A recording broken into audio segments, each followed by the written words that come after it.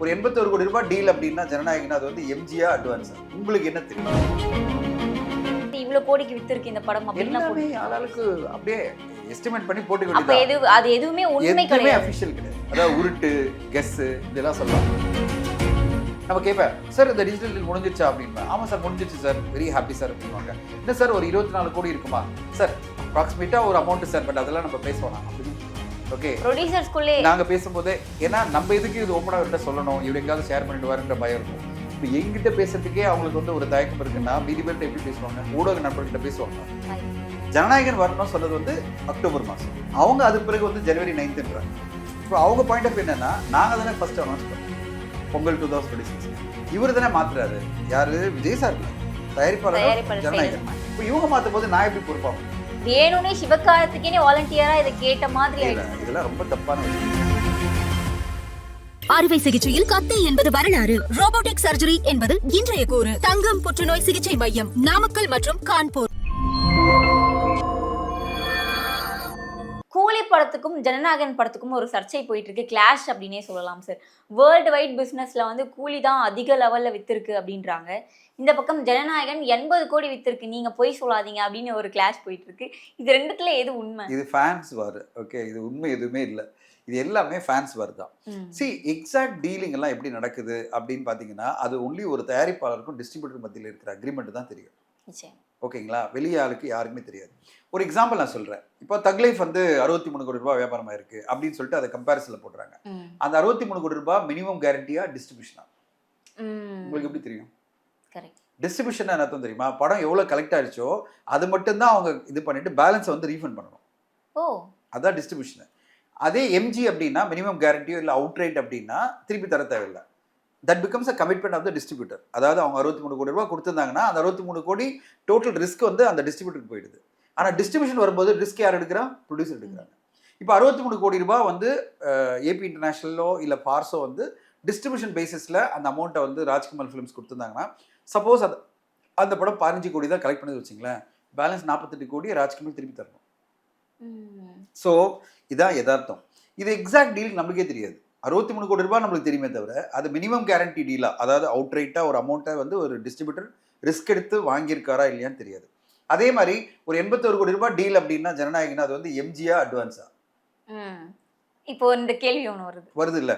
இதே மாதிரி வந்து இப்போ வந்து கூலி படத்துக்கு வந்து இவங்க 80 கோடி அதை தாண்டி ஒரு அமௌண்ட் சொல்றாங்கன்னா உங்களுக்கு என்ன தெரியும்? அது மினிமம் கேரண்டியா இல்லை அட்வான்ஸா?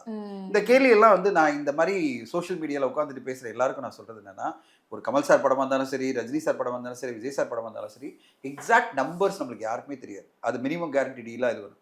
எது மினிமம் கேரண்டி டீல்? அதாவது வந்து கண்டிப்பாக இந்த அமௌண்ட் வந்து எந்த வகையிலும் நெகோஷியேட் ஆகாதுன்னா அது ஒரு டிஜிட்டல் டீல்.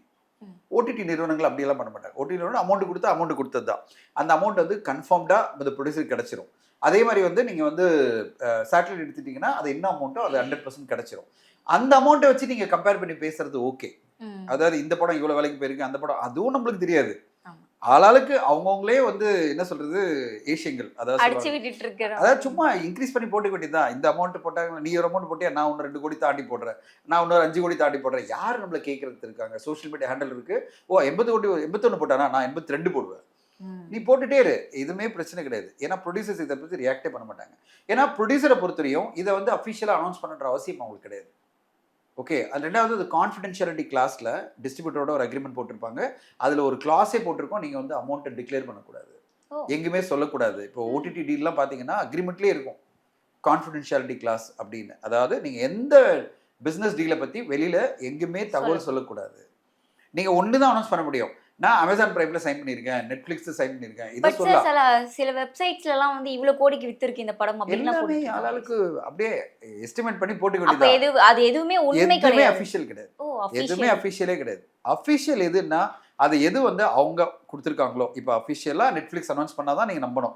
அதே மாதிரி தயாரிப்பாளர் அனௌன்ஸ் பண்ணாதான் நம்பணும். இது எல்லாமே வந்து கெஸ்டிமேட் தான். நாங்க சொல்லுவோம் நல்ல கெஸ் இது, அதாவது உருட்டு கெஸ் இப்படிலாம் சொல்லலாம். அதாவது நீங்க ரொம்ப ஃபேனா இருந்தீங்கன்னா ரொம்ப உருட்டுவீங்க பெருசா, நீங்க வந்து நெகட்டிவா இருந்தீங்கன்னா ரொம்ப கம்மியா உருட்டுவீங்க. ஓகே, எல்லாமே கெஸ் தான்.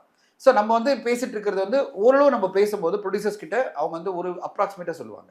இப்போ நம்மளும் வந்து ஒரு ப்ரொடியூசர்கிட்ட கேட்குறோம் வச்சுக்கலாம். இப்போ நானே வந்து நிறைய எல்லா தயாரிப்பாலும் நம்ம பழக்கத்தில் இருக்கு. நம்ம கேட்பேன், சார் இந்த டிஜிட்டல் டீல் முடிஞ்சிருச்சா அப்படின்பேன். ஆமாம் சார் முடிஞ்சிச்சு சார், வெரி ஹாப்பி சார் அப்படின்வாங்க. என்ன சார் ஒரு 24 கோடி இருக்குமா சார், அப்ராக்சிமேட்டாக ஒரு அமௌண்ட் சார், பட் அதெல்லாம் நம்ம பேசணும் அப்படிதான் சொல்லுவாங்க. ஓகே, ப்ரொடியூசர்ஸ்குள்ளே நாங்க பேசும்போதே, ஏன்னா நம்ம எதுக்கு இது ஓப்பனா அவர்கிட்ட சொல்லணும், இவர் எங்காவது ஷேர் பண்ணிடுவாருன்ற பயம் இருக்கும். இப்போ எங்கிட்ட பேசுறதுக்கே அவங்களுக்கு வந்து ஒரு தயக்கம் இருக்குன்னா மீதி பேர்கிட்ட எப்படி பேசுவாங்க? ஊடக நண்பர்கள்ட்ட பேசுவாங்களா? வாய்ப்பு. ப்ரொமோஷனுக்கு பேசுவாங்க. ப்ரொமோஷனுக்காக என்ன சொல்லுவாங்க, 20 கோடி எடுத்ததை 28 கோடின்னு சொல்லுவாங்க. ஏன்னா ஒரு பிம்பத்தை உருவாக்கலான்றதுக்காக 28 கோடி சொல்லிங்க பிரச்சனை இல்லை அப்படின்வாங்க. ஏன்னா என்கிட்ட அதை சொல்ல முடியாதுல்ல. இப்போ நான் கேட்குறேன் வச்சுங்களேன், அவங்க என்ன பண்ணுவாங்க, எதுவும் சொல்ல மாட்டாங்க. ஓகே வித்துது அப்படின்னு சொல்ல மாட்டாங்க. இல்லைன்னா அந்த நம்பர்ஸை நான் அப்ராக்சிமேட்டாக கேட்டாலும் கரெக்டாக ஒத்துக்க மாட்டாங்க. அப்போ நான் எனக்கு தெரியும், ஓகே ஃபைன், அவங்க வந்து சொல்ல தயக்கமாக இருக்குது அப்படின்னு. வெகு சில பேர் தான் நம்மளுக்கு ஓரளவு எக்ஸாக்ட் நம்பராக, அதாவது ஒரு 5-10% டிஃப்ரென்ஸில் சொல்லுவாங்க. மீதி பேர் யாருமே சொல்ல மாட்டாங்க. இப்போ நான் அந்த மாதிரி தான் நிறைய பேர் பேசும்போது எனக்கு ஒரு அப்ராக்சிமேட்டாக ஒரு எஸ்டிமேட் கிடைக்கும். அதுக்கப்புறம் நான் கேட்டு கன்ஃபார்ம் பண்ணிப்பேன். ஓகே இந்த ரேஞ்ச் இது இருக்குமா, நான் எப்படி தான் இந்த ரேஞ்ச் இருக்குமா சார், 20 to 24 இருக்குமா அப்படின்னு சொன்னால் அப்ராக்சிமேட் அந்த ரேஞ்ச் சார், எக்ஸாக்ட் நம்பர் வேணாம் சார். ஏன்னா அவங்களுக்கு அந்த கான்ஃபிடென்ஷியாலிட்டி கிளாஸ் இருக்குது. நான் அதை யூஸ் பண்ணக்கூடாதுன்றதுக்காக அவங்க என்கிட்ட சொல்ல மாட்டாங்க. நான் சொல்ல வர்றது நான்ன்றது ஒரு ரெப்ரஸன்டேட்டிவாக சொல்கிறேன். ஸோ எனக்கே சொல்ல மாட்டாங்கன்னா ஊடகத்துக்கு யாருக்கும் சொல்ல போகிறது இல்லை. அவங்க சொல்கிறது எல்லாமே எக்ஸாஜரேட் நம்பராக தான் இருக்கும். இவ்வளோ கான்ஃபிடென்ஷியலாக இருக்கும். எவ்வளோ கான்ஃபிடென்ஷியலான ஒரு விஷயம் தான் அஃபிஷியல் நம்பர். இது எதுக்காக நான் இவ்வளோ டீட்டெயிலாக உங்களுக்கு சொல்கிறேன்னா, ஊடகத்தில் வர எல்லாமே கெஸ்டிமேட் தான், அஃபிஷியல் கிடையாது. எல்லாருமே அவங்கவுங்களுக்கு கன்வீனியன்டான வகையில் அவங்க கெஸ் பண்ணுறாங்க. அந்த கெஸ் உங்களுக்கு எது பிடிச்சிருக்கோ நீங்கள் எடுத்துக்க போகிறீங்க. உங்களுக்கு எது பிடிச்சிருக்குன்னா, அந்த நடிகர் ரொம்ப பிடிக்குன்னா ஹையஸ்ட் நம்பர் உங்களுக்கு பிடிச்சிரும். அந்த நடிகர் உங்களுக்கு பிடிக்கலன்னா லோயஸ்ட் நம்பர் தான் பிடிக்கும். கரெக்டா? அவ்வளோதான். இதுதான் சினிமா. எல்லாருக்குமே வருத்தமான விஷயம் என்னன்னா, this is the last song, last film அப்படின்றதெல்லாம் வந்து ரொம்ப, இந்த லாஸ்ட் சாங்கு லாஸ்ட் ஃபிலிம் எல்லாம் சொல்லும்போது நம்மளுக்கு ஏன் இப்படிலாம் சொல்றீங்க அப்படின்னு கோவம் வருது எனக்கு. ஏன்னா விஜய் சாரை நம்ம தொடர்ந்து திரையில பார்க்கணும்னு ஆசை. ஒரு மாஸ் ஹீரோ அவர் வந்தாலே திரையரங்கு தெரிக்கும். எல்லா திரையரங்குமே எதிர்பார்க்கறது என்னன்னா, விஜய் சாருடைய படங்கள் வந்துட்டே இருக்கணும், விஜய் சார் மூலமா தமிழ் சினிமாவுக்கு தொடர்ந்து நல்ல வசூல் வரணும், நல்ல மார்க்கெட் வந்து கேலப்பிங்காக இருக்கணும்னு ஆசைப்படுற டைமில் அவர் படம் இல்லைன்றது நம்மளுக்கு ஒரு டிசப்பாயிண்டிங்காக இருக்குல்ல. இப்போ பார்த்தீங்கன்னா கடைசியில் அவர் படம் வந்து 2024 செப்டம்பர் இருந்தது. இந்த வருஷம் ஃபுல்லாக அவர் படம் இல்லை. அடுத்ததான் 2026 தான் படம் வருது. பார்த்தீங்கன்னா ஒரு ஒரு பெரிய படங்கள் எக்ஸப்ட் குட் பேட் அக்லி தவிர எந்த படமும் பெருசாக ஓடலை தமிழ்நாட்டில். ஸோ ஒரு பெரிய லல் வந்திருக்குல்ல, அதாவது ஒரு டல் பீரியட் வந்துச்சு பாருங்க. ஸோ இந்த டல் பீரியட் தான் இண்டஸ்ட்ரி ஃபுல்லாகவே ஒரே வரி. தளபதி விஜய் இல்லாமல் எப்படி வந்து இந்த ஒரு பெரிய ஒரு கேலப்பிங்கான மாஸ் மூமெண்ட் இருக்க போகுது, அதாவது ஒரு பாக்ஸ் ஆஃபீஸ் வசூல் இருக்க போகுதுன்ற வரி தான் எல்லாருக்குமே இருக்குது. அட்லீஸ்ட் ஜனநாயகன் வந்து நெக்ஸ்ட் இயருக்கு ஒரு நல்ல மூமெண்டம் கொடுத்துட்டு அட்லீஸ்ட் 2026 ஞாபகம் வச்சுக்கிற மாதிரி இருக்குன்னு நினைக்கிறேன். ஒரு மார்க்கபிள் இயரா இருக்கும். சார் ஜனநாயகன் படத்துக்கு பராசக்தி படம் தான் போட்டி, அதுக்கு ஒரு பெரிய சிவகார்த்திகேயன் விசஸ் விஜய் அப்படின்லாம் போயிட்டு இருந்தது. பராசக்தியோடைய ப்ரொடியூசர் வந்து ஒரு சர்ச்சையில மாட்டிக்கிட்டதுனால செகண்ட் ஷெட்யூல் எதுவுமே ஸ்டார்ட் பண்ணவே இல்லை. படம் ஸ்டார்ட் பண்றதுக்கான வாய்ப்புகள் இருக்கா? ஜூலை ஆரம்பிக்கிறாங்க. ஜூலைல ஆரம்பிச்சு செப்டம்பருக்குள்ள முடிச்சிட்டு கண்டிப்பா ஜனவரில வருது. அப்ப கண்டிப்பா கிளாஷ் இருக்கு. கண்டிப்பா கிளாஷ்ன்றதை விட அவங்க டிசைட் பண்ணிட்டாங்க. இப்போ நான் அந்த படக்குழுவோட பேசும்போது அவங்க என்ன சொன்னாங்க, ஜூலைல இருந்து டேட் வாங்கிட்டாங்க. சிவகார்த்திகேயன் அவர்களோட டேட் வாங்கியாச்சு, ரவி மோகன், அதர்வா எல்லாரோட டேட்டை வாங்கிட்டாங்க. ஸோ டைரக்டர் வந்து ரெடியா இருக்காங்க. நான் ஸ்டாப்பா ஒரு 40 நாள் 50 நாள்ல படம் முடிய போகுது. அவங்க வந்து அக்டோபர்ல படத்தை முடிச்சு கொடுத்துறாங்க. அக்டோபர் நவம்பர்ல என்னைக்கு கொண்டு வரது டிசிஷன் யார் எடுக்க போறா? தயாரிப்பாளர் தான் முடிவு பண்ணணும் அப்படின்னு. தயாரிப்பாளர் என்ன சொல்றாரு, நான் முதல்ல அனௌன்ஸ் பண்ணதே பொங்கல் 2026 தான். ஜனநாயகன் வரணும்னு சொன்னது வந்து அக்டோபர் மாதம். முதல்ல அவங்க அனௌன்ஸ் பண்ணது அக்டோபர். அவங்க அது பிறகு வந்து ஜனவரி 9ன்றாங்க. இப்போ அவங்க பாயிண்ட் ஆஃப் என்னன்னா, நாங்கள் தானே ஃபர்ஸ்ட் அனௌன்ஸ் பண்ணோம் பொங்கல் 2026ன்னு. இவர் தானே மாத்துறாரு. யாரு? விஜய் சார் இல்லை, தயாரிப்பாளர் ஜனநாயகன். இப்போ இவங்க மாற்றும் போது நான் எப்படி பொறுப்பாக முடியும்? அது வந்து it led to a competition அப்படின்னா சோ பி இட். சரி, இது எப்படி ஆயிடுச்சுன்னா வேணும்னே சிவகார்த்திகேயனே வாலண்டியரா இதை கேட்ட மாதிரி ஆயிடுச்சு. இதெல்லாம் ரொம்ப தப்பான விஷயங்கள். அப்படிதான் போர்ட்ரே பண்ணிட்டு அது வந்து சிவகார்த்திகேயன் அவர்கள் இறங்கி சிவகார்த்திகேயன் அவர்களுக்கு பேசியிருப்பாரு ப்ரொடியூசர்கிட்ட, சார் வேணாம் சார், இந்த காம்படிஷன் வேணாம் தான் சொல்லியிருப்பாரு. பட் அவங்க என்ன சொல்லியிருப்பாங்க, சார் அதெல்லாம் வேண்டாம், நம்ம முதல்லயே நம்ம போட்டாச்சு வந்து பொங்கல்னு, நீங்களும் ஓகே சொல்லி தான் நடிக்க வந்தீங்க. ஓகே, நம்ம பொங்கலுக்கு வரதுன்றது எப்போ கேரண்டி. இப்போ நம்ம ஒதுங்கினோம்னா நம்ம பயந்த மாதிரி ஆயிடும். ஓகேங்களா? நம்ம எதுக்கு பயப்படணும்? ஒரு நல்ல ஸ்ட்ராங்கான கண்டென்ட் கொடுத்துருக்கோம், நம்மளுக்கு கிடைக்கிற சக்ஸஸ் எனக்கு போறோம் அப்படின்னு நினைச்சா நம்ம என்ன பண்ண முடியும்? இப்போ விஜய் சாருக்கு எதிராக வரும்போது கண்டிப்பா இவ்வளவு பெரிய கலெக்ஷன்லாம் எதிர்பார்க்க முடியாது. அந்த படம் வந்து ஒரு 250 கோடி எடுக்கிறாங்க வச்சுங்களேன், அதுக்கான கலெக்ஷன் வந்து மினிமம் தமிழ்நாட்டில் 150 கோடி வரணும். அப்போதான் ஒரு மிகப்பெரிய வெற்றியை பார்க்கப்படும். ஆனால் அந்த கலெக்ஷன் வராது. ஏன்னா விஜய் சாரோட படம் வரும்போது இந்த கலெக்ஷன்லாம் சான்ஸே கிடையாது.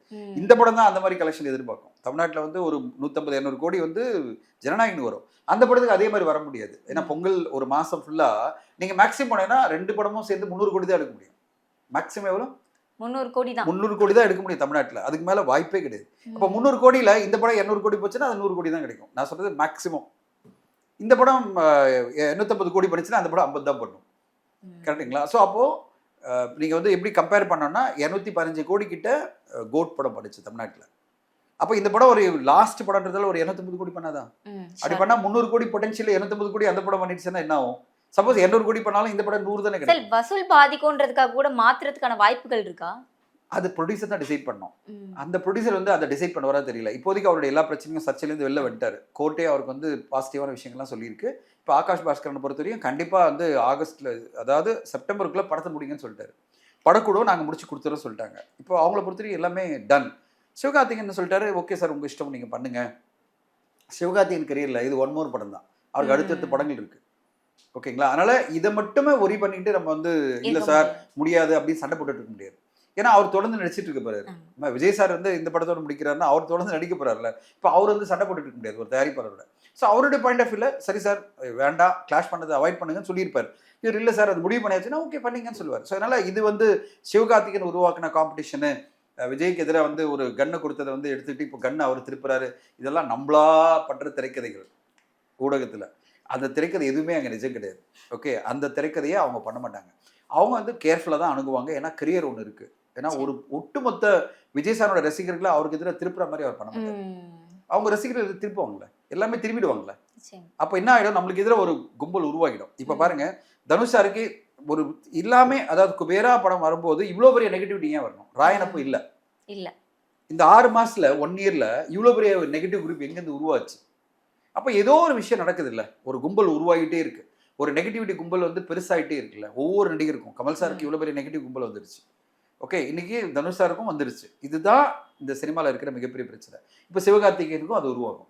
இந்த படம் காம்படிஷனாக வந்துருச்சு வச்சுங்களேன், வரலன்னா பிரச்சனை இல்லை. வந்துருச்சு வச்சுங்களேன், இப்போ போகிற வேகத்தில் 2 ஒன்றா தான் வருது. அவர் வேலை வந்துருச்சுன்னா பெரிய குரூப் ஒன்று உருவாகிடும். அந்த குரூப் நெகட்டிவிட்டி அதிகமாயிடுச்சு. ஸோ இது வந்து நம்மளால தவிர்க்க முடியாது. இதை தாண்டி தான் ஜெயிக்கணும் ஹீரோக்கெல்லாம். அதுதான் இன்னைக்கு இருக்கிற யதார்த்தமான சூழ்நிலை. நிச்சயமா சார். சார், ஒரு பக்கம் டான் பிக்சர்ஸ் சர்ச்சை எப்படி போயிட்டு இருந்தோம், இன்னொரு பக்கம் இப்போ சன் டிவி சர்ச்சை போயிட்டு இருக்கு. இதனால எல்லாருடைய கேள்வி என்னவா இருக்குன்னா, அப்போ கூலி ரிலீஸ் வந்து டேட் தள்ளி போகுமா அப்படின்ற ஒரு சான்ஸே இல்லை. அவங்க கிளியரா வந்து அது வந்து இன்டர்னல் சர்ச்சை. அவுட் சைடுக்கும் இதுக்கும் சம்மந்தமே கிடையாது. அது நீங்கள் வந்து சன் பிக்சர்ஸை பொறுத்தவரை பார்த்தீங்கன்னா, அது தயாநிதி மாறன் வந்து கலாநிதி மாறன் வந்து ஷேர் ஹோல்டிங்கில் அந்த காலகட்டத்தில் 22 வருஷம் முன்னாடி இந்த ஷேர் ஹோல்டிங்கை ரெஸ்டோர் பண்ணுங்க. இப்போ நான் வந்து அவுட் சைடராக நம்ம எதுவுமே கமெண்ட் பண்ண முடியாது. நம்ம என்ன கேட்போம், 22 வருஷம் முன்னாடி சொல்ல வேண்டியது தலைவா, அப்படிதான் நம்ம சொல்லணும். கரெக்டுங்களா? இப்போ எதுக்கு வந்து நிற்கிறீங்க இந்த மேட்டரில்? அப்போ ஏதோ செட்டில்மெண்ட்டில் இஷ்யூ இருக்குது. அது அவங்களுக்கும் அந்த ஃபேமிலிக்கும் இருக்கிற விஷயம் தான். அவங்க கிளியர் கட்டாக பாம்பே ஸ்டாக் எக்ஸ்சேஞ்சுக்கும் நேஷனல் ஸ்டாக் எக்ஸ்சேஞ்சுக்கும் லெட்டரே கொடுத்துட்டாங்க. இது family dispute, nothing to to with the share holding. ஏன்னா பப்ளிக் லிமிடெட் கம்பெனி வேறு, ப்ரைவேட் லிமிடெட் கம்பெனி வேறு. நாங்கள் பப்ளிக் லிமிடெட் கம்பெனியில் எந்த ஒரு டிஸ்பியூட்டும் கிடையாது. ஏன்னா அதோட ஈக்விட்டி வேறு, அதோடைய டைரக்டர்ஸ் வேறு, எல்லாமே ப்ராப்பராக அவங்க அக்கௌண்ட்ஸ் ஃபைல் பண்ணிட்டு இருக்காங்க. எவ்ரி இயர் டிவிடெண்ட் டிக்ளேர் பண்ணுறாங்க. அவங்க ப்ராப்பராக ஸ்டாக் எக்ஸ்சேஞ்சில் மிகப்பெரிய வேல்யூவேஷன் இருக்கிற ஒரு கம்பெனி. அதனால் யாருமே எதுவும் டிஸ்டர்ப் பண்ண முடியாது. அந்த கம்பெனி பண்ணுற படங்களுக்கும் இதுக்கும் எந்த சம்மந்தம் கிடையாது. இவர் டிஸ்பியூட் பண்ணுறதே ப்ரைவேட் லிமிடெட் கம்பெனி. முன்னாடி 22 வருஷம் முன்னாடி இருந்த கம்பெனியுடைய ஷேர் ஹோல்டிங் எப்படியெல்லாம் மாறிச்சுன்றதை டிஸ்பியூட் பண்ணுறாரு. அதை கலாநிதி மாறன் அவர்கள் அவங்களே டிசைட் பண்ணிட்டோம். கூலி, ஜனநாயகன் பிரச்சனை, ஜனநாயகன் பராசக்தி பிரச்சனை, பல தெரியாத தகவல்கள் பற்றி ரொம்ப நல்லா ஷேர் பண்ணிக்கிட்டீங்க. புரியுற மாதிரி சொன்னீங்க சார். தொடர்ந்து பேசலாம் சார். நன்றி. தேங்க்யூ. அறுவை சிகிச்சையில் கத்தை என்பது வரலாறு, ரோபோட்டிக் சர்ஜரி என்பது இன்றைய கூறு. தங்கம் புற்றுநோய் சிகிச்சை மையம், நாமக்கல் மற்றும் கான்பூர்.